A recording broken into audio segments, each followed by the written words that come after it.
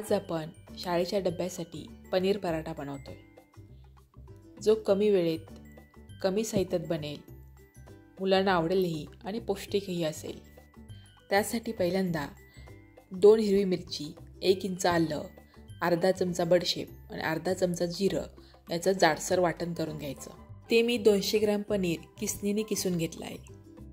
आता त्यामध्ये अर्धी वाटी बारीक चिरलेला कांदा, मूठभर बारीक चिरलेली कोथिंबीर, आलं मिरचीचं वाटण, पाव चमचा हळद, 1 चमचा धना पावडर, अर्धा चमचा आमचूर पावडर आणि चवीनुसार मीठ घालायचं।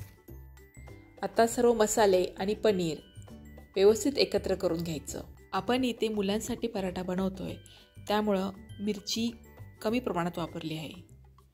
तुम्हाला हवं असेल तर तुम्ही मिरचीचं प्रमाण वाढवू शकता किंवा ह्या स्टेजला लाल मिरची पावडर टाकू शकता।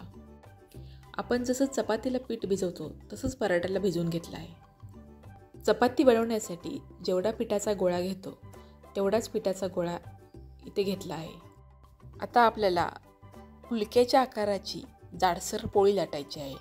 जास्त मोठी नाही, जास्त छोटी नाही, मध्यम आकाराची।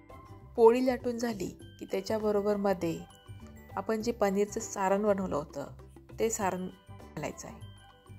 सारण घालून व्यवस्थित ते दाबून घ्यायचं आहे। मी इथे चौकोनी पराठा बनवणार आहे, त्यामुळं मी चौकोनी आकारामध्ये सारण घातलं आहे।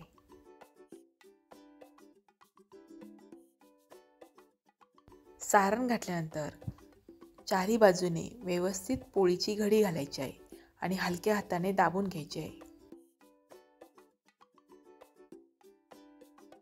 आता ह्या पराठ्यावर थोडंसं पीठ टाकून लाटण्याने लाटून घ्यायचं आहे, पण जास्त दाब द्यायचा नाही, नाहीतर पराठा फुटू शकतो। हलक्या हातानेच आपल्याला हे लाटायचं आहे। हा पराठा थोडा जाडच ठेवायचा, एकदम पातळ लाटायचा नाही।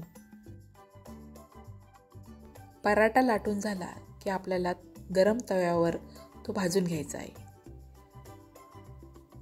पराठा टाकताना तवा एकदम गरम हवा आणि गॅस मध्यम हवा।